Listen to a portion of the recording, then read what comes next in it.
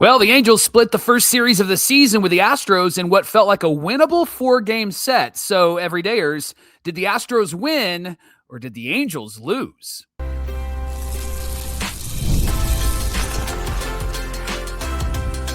You are Locked On Angels, your daily Los Angeles Angels podcast. Part of the Locked On Podcast Network, your team every day. Happy Monday to you, and thanks for being here for this edition of Locked On Angels, where it's your team every day. You've got the Frisch Brothers here with you, a.k.a. the Super Halo Bros. My name is John, and that's my brother Mike. And my name is Mike, and that's my brother John. On today's show, the Angels split the series in Houston, and we're putting the team under the microscope. Did the Astros win the last 2 games, or did the Angels lose them? What did we learn about the pitching and defense so far? But first, let's talk about how the hitters performed. And were they able to be a different team than last year? Mike, let's talk about it. Yeah, if you were wondering if the Angels hitting coaches would have an impact on these hitters and on this team, this series answered some of those questions for us. There were definite improvements and some areas that they still need to address. So let's start at the top. The Angels outscored the Astros in this 4-game set 25-22. So they have a +3 run differential, which is great. Unfortunately, they split the series, and that was not great, and they should have won those last 2 games, at least one of those last 2 games. We'll get into the details of that. But, John, the walks and the strikeouts were something that you and I were paying attention to all weekend long, and as the weekend went along, it seemed like the walks got better and the strikeouts, maybe a little bit of an improvement. Tell me about that. Yeah, they kind of plateaued, right? Now, we did talk about game 1 on Friday's show where the Angels had 6 walks, but 14 strikeouts. And I said, I don't care. They won the game. So do with that what you will. However, Friday night, they had 6 walks and 11 Ks. Mike, game 3 on Saturday, 8 walks and just 8 strikeouts.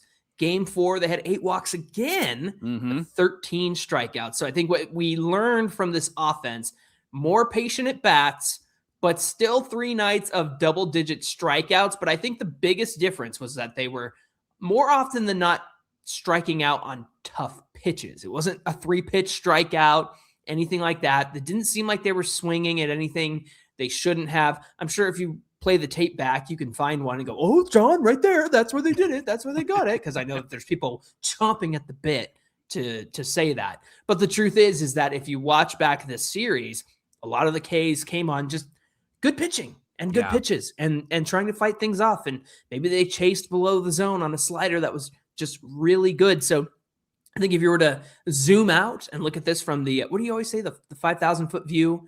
Sure. Yeah, that's what you always say. Yeah. That's really what this felt like, Mike. It did feel like an improvement in the hitting department. Yeah, the Angels in this series hit .255. They had a .392 on base percentage, a .510 slugging, and a .902 OPS. That'll play. They made the Astros starters really work. Listen to these numbers. On Sunday, Imai, 74 pitches, 2 2/3 innings pitched, 4 earned runs.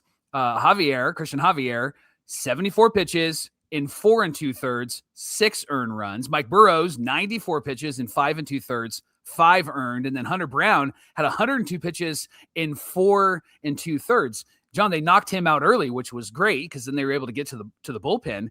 John, they really made these Astro pitchers really work hard and got to the bullpen. And that was something that the Angels didn't really do last year. There was a lot of moments where they just rolled over and died. They were like turtles on their back, right? And the offense was really the highlight of this weekend because that was the big concern heading into this season that, without Taylor Ward, what would the Angels do? Well, so far in 4 games, the Angels look pretty great. And that's because they have different approaches in 2026. I know it's 4 games in, but their approach seems a bit different, including somebody like Nolan Schanuel. He was an offensive standout this weekend. Yeah, he did a really good job after he struck out 3 times and hit a home run in game 1. You and I had that conversation of, should he be hitting third? Could you go to Moncada there or maybe somebody else, maybe like a Joe Adele or somebody like that? Well, he showed, I think, over the next 3 games why he should be in that 3 spot. He laughed in our face. He said, oh, yeah? Well, he just was not himself on Thursday. No. In that first game, which is funny because he doesn't always hit home runs. He did. He barely strikes out. He struck out 3 times. Yeah. I was like, wait, is this the new Nolan Schanuel? However, after these 3 games, the remainder of the series, he hit .313, 5 hits, 5 RBIs, 4 walks, 4 Ks, and 3 runs scored. Not 1, but 2 home runs. Tried to make it interesting 2 nights ago. And Mike, here's the thing about the home runs. His average bat speed over the last 3 years, 67.5 miles per hour, 65.2 miles per hour, and 65 miles an hour. This series, which I know things will probably even out over the course of a season, 71 miles an hour. Yeah. His bat speed. So when the ball is hitting the barrel of the bat, it's at a 71 mile an hour speed.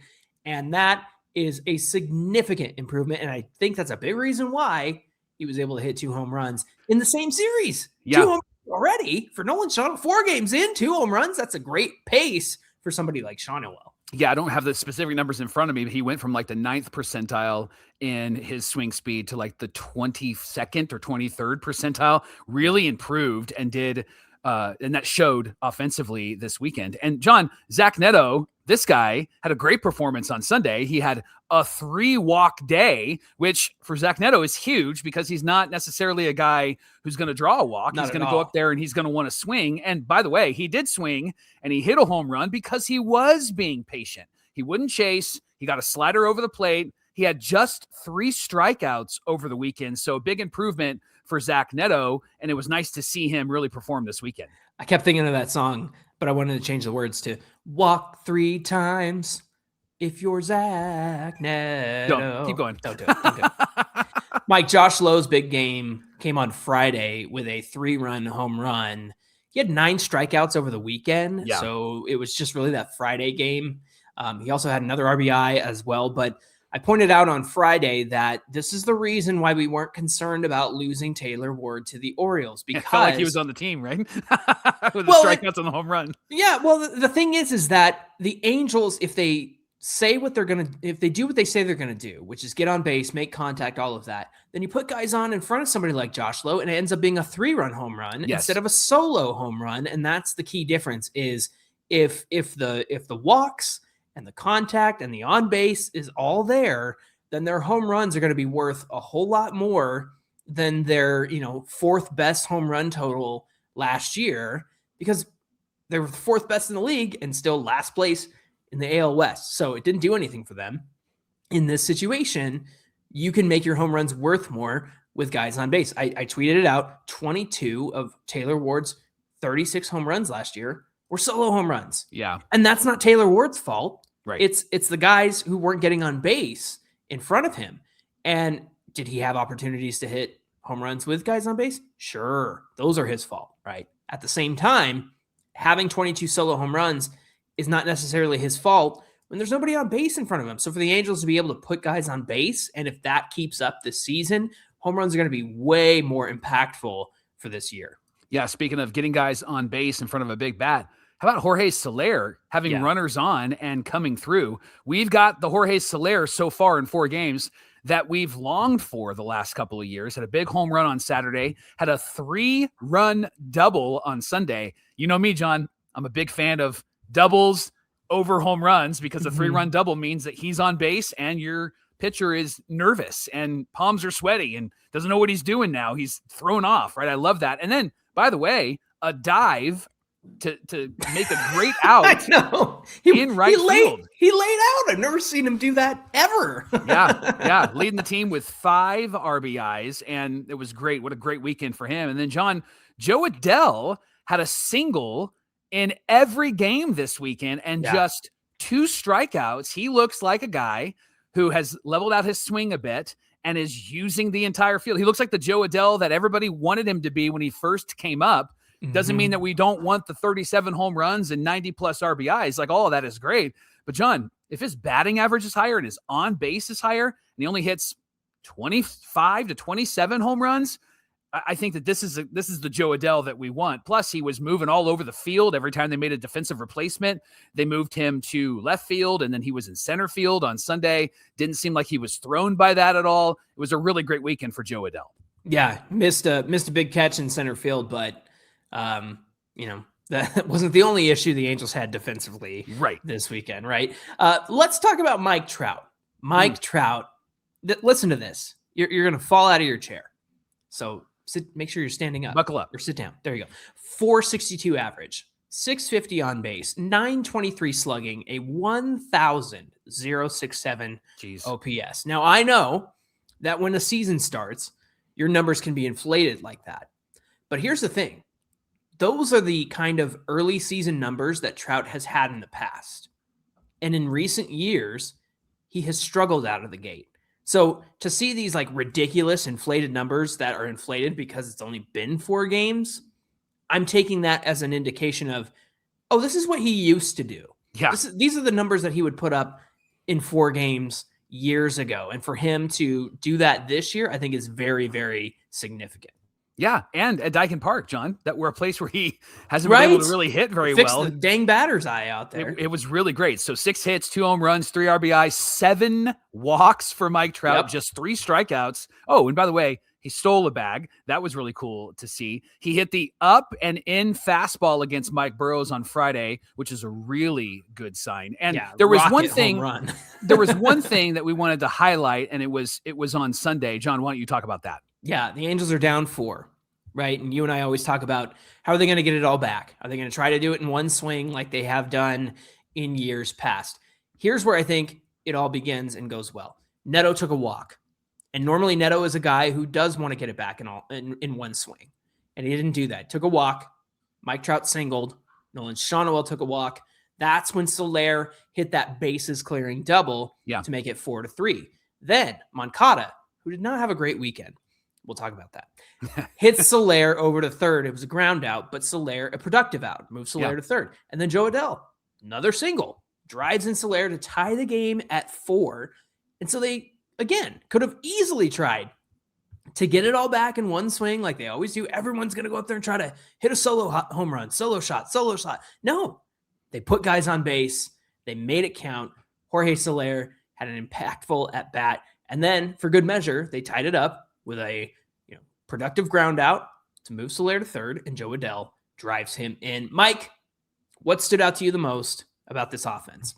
You remember last year when they played the A's and they had home run after home run after home run, and they played the Rays and they had home run after home run after home run. It was like, man, this offensive explosion is fantastic. It felt like everybody got hot at the right time. You know what was different about this 4-game series was it didn't feel like everyone was hot. It felt like everyone was patient. It felt like they were really taking their time to not swing at junk. Even Jorge Soler.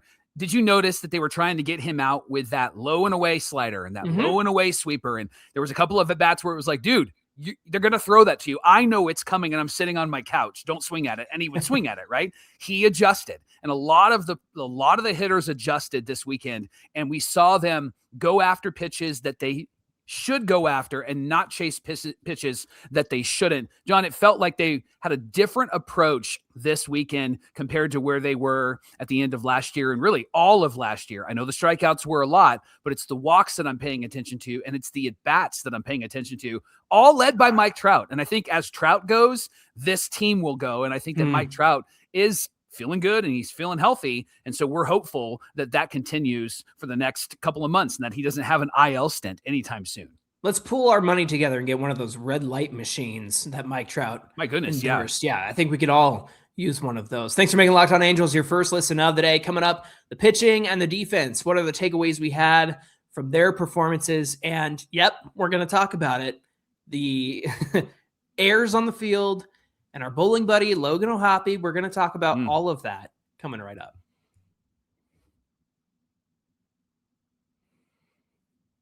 It's tax time, but for a lot of us, the old way of doing taxes is, well, it's a lot trying to book an appointment that's not the most convenient, sitting in a waiting room with stacks of papers that, according to John, it stinks because it's an old waiting room, right? Emailing back and forth and wondering if they're really getting to your situation. But this year, you're getting a major upgrade with Intuit TurboTax. They now have in-person locations nationwide. You can meet face-to-face with a real tax expert, and your documents get uploaded straight to your TurboTax app on the spot. And just like that, you're done. Your TurboTax expert takes care of everything and works to get every dollar that you deserve while you get real-time notifications as you go about your day. It's the relief of walking in and meeting a real person and walking out knowing that your taxes are going to be handled right, because you don't want to handle them right because you're not sure if you're handling them right. It's good to let TurboTax take care of that. So head to turbotax.com/local to find a store near you and book your appointment.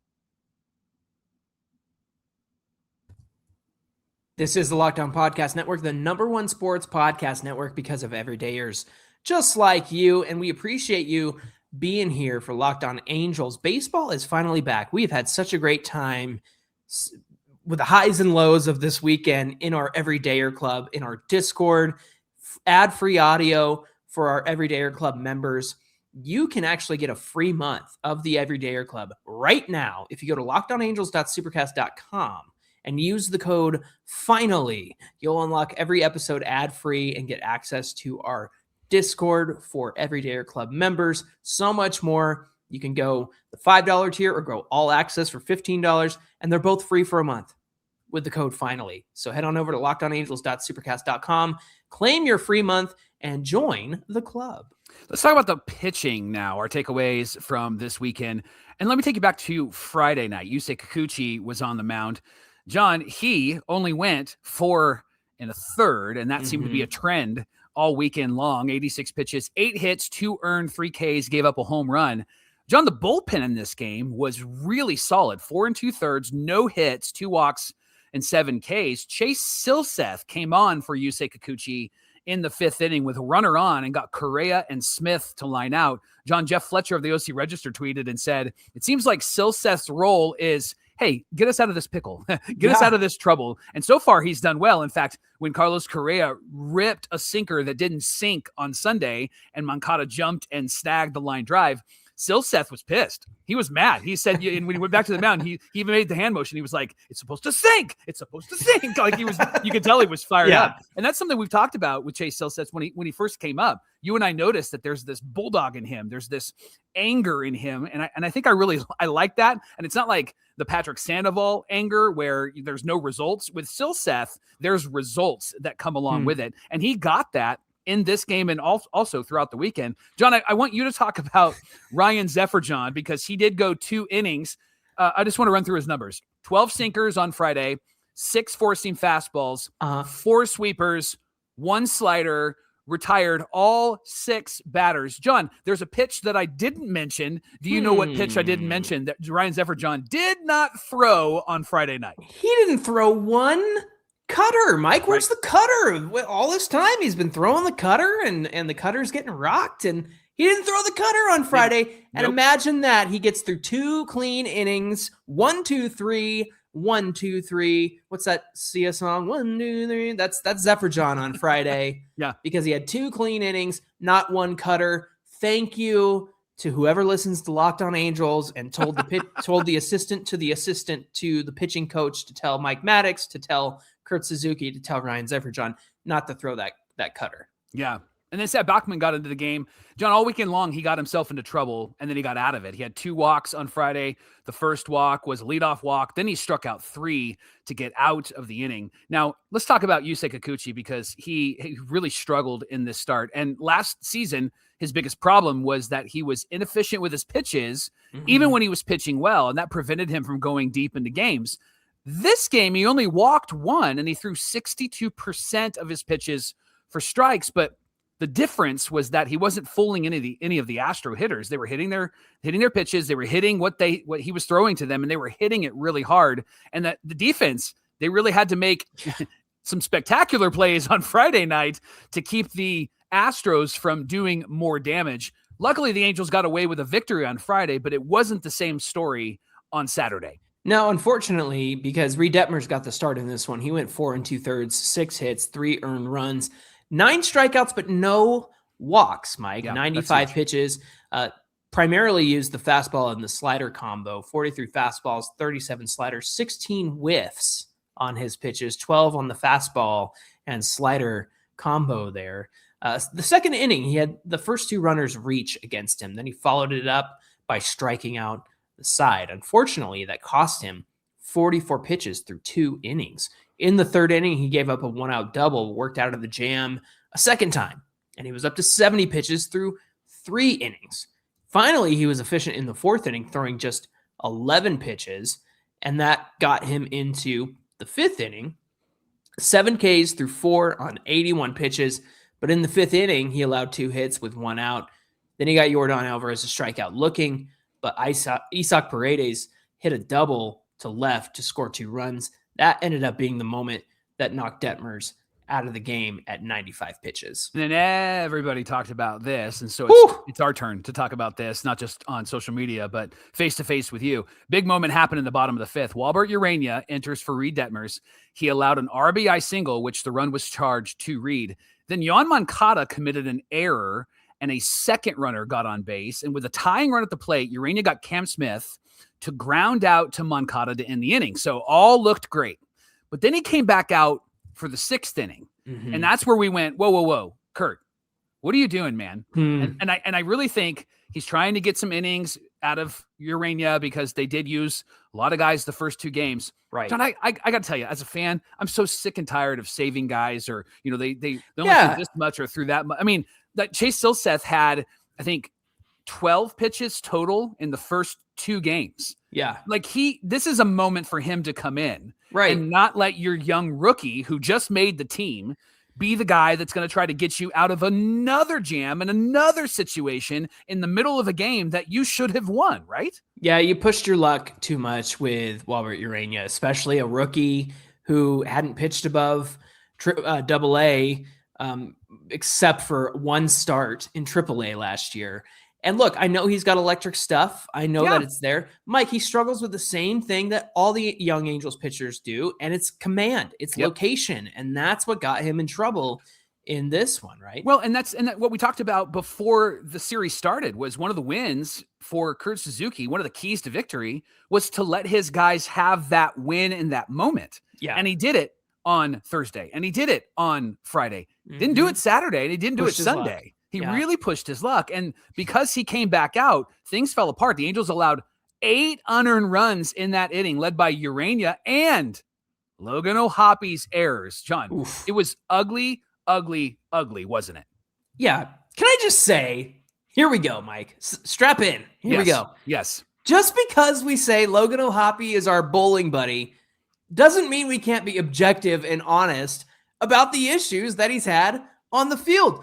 Quite literally, before the season started, we said, hey, one of these bats needs to turn, because you and I were talking about what needs to change this season. Yeah. We talked about, man, if one bat can click that didn't click last year. We talked about Jorge Soler. We talked about Logan O'Hoppe. We talked about what he needed to do, and that was improve his defense behind the plate. Yeah. We talked about all of that stuff, running out of excuses with the fact that he's got Kurt Suzuki as a manager and Max Stassi as a catching coach. So you can't sit there and tell, are you guys going to be homers for O'Hoppe on Monday? No, we're not going to be homers for O'Hoppe on Monday. We're going to be honest and truthful. The fact that he's trying to be Superman out there. Bro, you're doing too much. Stop trying to do so much. You didn't have to go get that ball and throw it to first. You could have let Ureña run up to it, give you a little scoop. It was a force out. Mike, I think it's him doing too much, and I think it's a lack of situational awareness where he doesn't realize there's a force out at home, bro. You got to do that. And so no shade on Logan O'Hoppe as a person, but like you got to get it together. We love the guy. We love his family. We are,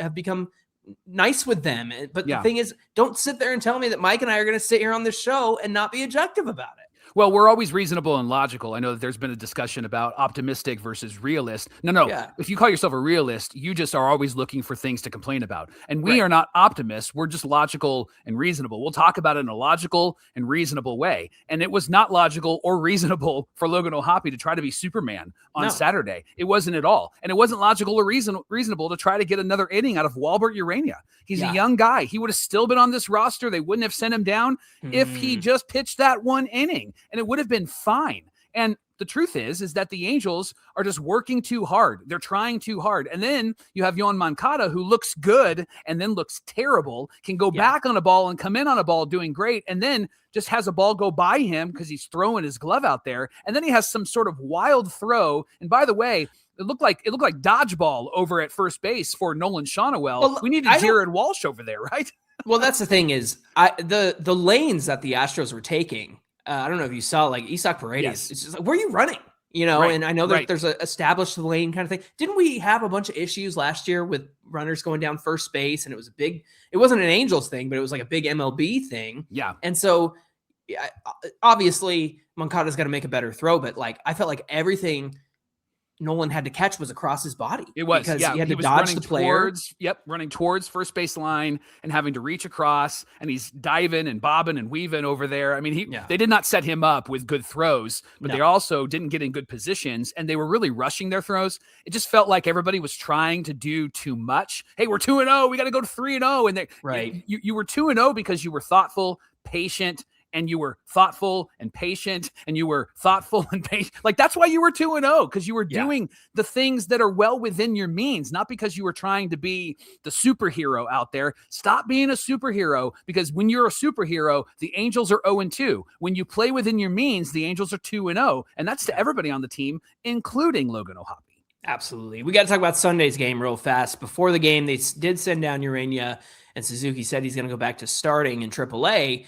Mike, it's a matter of getting a fresh arm in the bullpen, right? Yeah. And so I think you're right. If they would have still had him on the roster if he had just finished that one inning. Now, Sean Anderson was put on the 40-man, and Victor Medeiros was DFA'd, something that we said would happen before the season, because if they needed to make room on the 40-man, felt like he was going to be one of the first to go. Jack Kohanowitz, 4+ innings in this one, the third straight game where the Halos starter doesn't make it out of the fifth. 4 innings, 4 hits, 6 runs, 5 earned, 5 walks, and 3 strikeouts on 94 pitches. Threw that sinker the most, is not a surprise, but he did throw that changeup and was fooling a lot of guys up there. It was the pitch he got the most whiffs on, kind of like his last start in spring. He struggled to throw pitches in the zone, and he had a few starts like this last year where he has 1 blow-up inning, but then he settles down. Now Chase Silseth came in, couldn't keep the Astros off the board.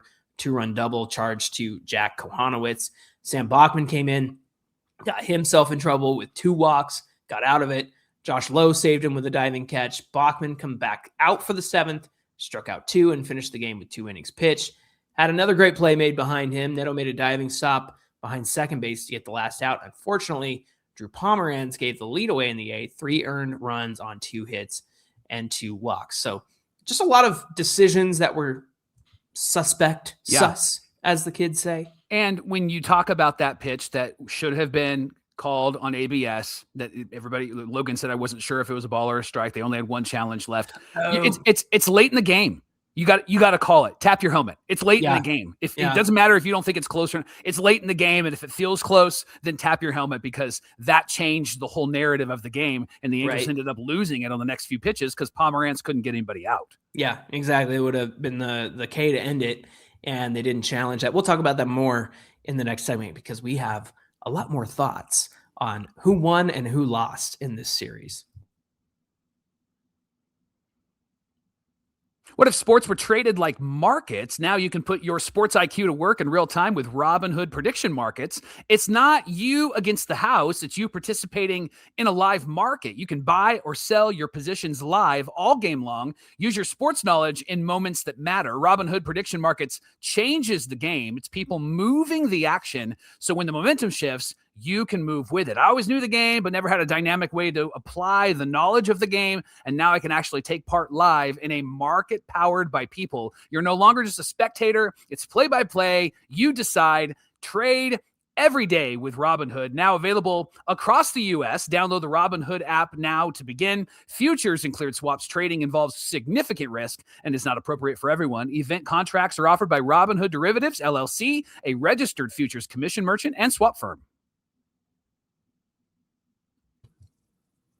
We asked our everydayers on Twitter, did the Astros win the last 2 games, or did the Angels lose the last 2 games? Mike, overwhelmingly 95.7% said the Angels lost, while 4.3% said the Astros won. And what we're trying to say here is, did the Astros really do what they needed to do to win, or did the Angels kind of throw it all away? Well, at P2 Preston on Twitter put it this way, and I really liked what he had to say.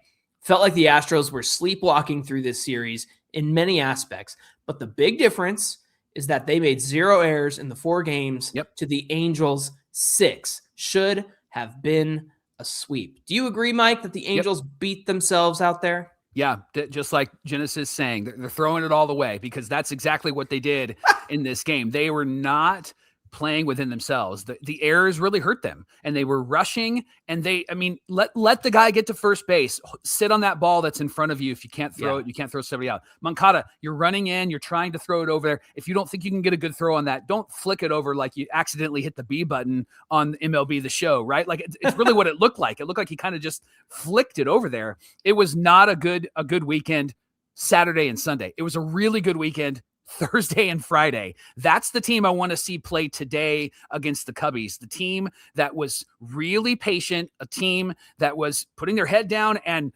getting to the ground balls, a team that was hustling, not trying to overdo it, not trying to be a superhero. That's the team that I want to see. I also want to see the decision-making improve, because it felt like the first two games, great decisions, especially with bullpen usage, but not so great decisions after that. And I get, again, on Saturday, they were trying to make sure that they had enough arms because they used a lot of guys the first two games. Those are moments where you just need to make a decision and not ride the guy who got you through the last inning and try to push him to do another inning, especially if it's a young guy like a Walbert Ureña. You need to go get somebody else and ask them to throw a bit more. Like Brent Suter, bring him in. He didn't throw that much up until that point. And then the new guy that they brought in, I know that he struggled on Saturday, but he was still available. Maybe let him go a couple of innings instead of your young rookie who is still trying to figure out how to play baseball. Yeah, to me, it just wasn't that the wins got to remain wins, right? And that's bringing in Walbert Ureña, letting him get out of that jam, and then moving on to the next guy. And that's what we saw in the first two games. And look, I'll bring up Logan O'Hoppe again because somebody out there is going to say, you're homers. I will say he's doing too much because you saw the throw down the third, skip into the outfield. You saw the throw down way off from second base, right? And despite really great defense from somebody like Oswald Peraza, who saved multiple runs this series and also hit a home run on Saturday, but then was off on Sunday. Didn't like that. I understand giving Adam Frazier a chance, having another lefty in there, but he didn't have a great game, and you kind of wonder, okay, did you throw off the mojo a little bit? That's one thing I did enjoy, Mike, was that the lineup did pretty much stay the same from games 1 to 3. It did change a little bit on Sunday, which you understand. You got to give some guys time off their feet and whatnot.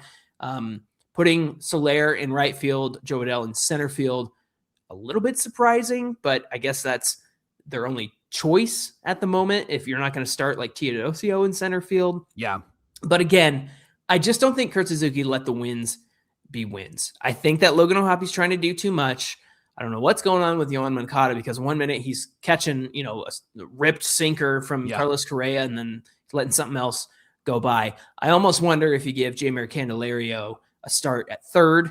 I don't know. His defense looked good in spring, and he is a switch hitter, and he kind of feels like the same hitter as Yoán Moncada.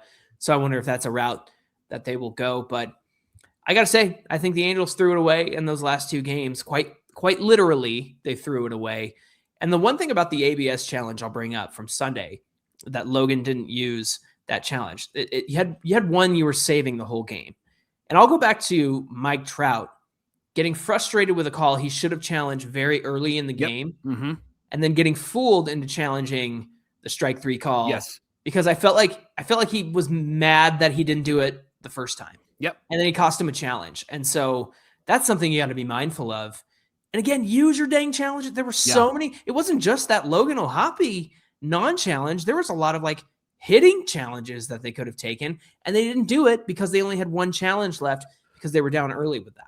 Yeah. And one last thought. I mean, we talked about this series before this series started, and we said, man, if they could split, that would be awesome. Yeah. And they did. They did. And the reason why people are so fired up is because they won the first two games, and we thought maybe there's potential for something better and more this season. They should have won Saturday and Sunday. They should have. Given Absolutely. How good the offense was, right? Here's the reality is that the team that you're rooting for, our favorite team, the Angels, is a messy team. And so the angst and the frustration that I saw and get Logan off the team that I saw, like all of that is just silly. Like this is a team that isn't going to the playoffs. Everybody said that. You've told us that 1,000 times in the comments. Right. And so to get so frustrated and say, get them off their team. This is the team that you want a Logan O'Hoppe on to continue to grow and continue to develop. This is the team that you want. Or you can go and get Juan Flores, who's hitting 200 and has no major league experience. Like all of those claims and calls, all of those things are very, very silly to me. This is a team whose ceiling is 500. Right. And so to get so out of your mind crazy and upset over the weekend, it seems a bit ridiculous, because this is a team that sure they should have won those last 2 games, but this is a messy team. We all know that. If they went 3-1 or 4-0, people would be freaking out because it's a surprise that they even got there. So let's just temper our expectations, take it one game at a time. And if they continue to split series and maybe win a couple of series along the way and find themselves at the end of April at 500, that's a victory for this team as it currently stands. I don't think I could have said it any better. So let's wrap this one up. Put it in the bag. Here we go. Thanks for making Locked On Angels your first listen of the day. Be sure to like, comment, and subscribe, and follow Locked On Angels so you can get all the latest episodes. And if you never miss an episode, you're perfect for the Everydayer Club. Get Locked On Angels ad-free, members-only Discord access, and so much more. Head to lockedonangels.supercast.com to join the club.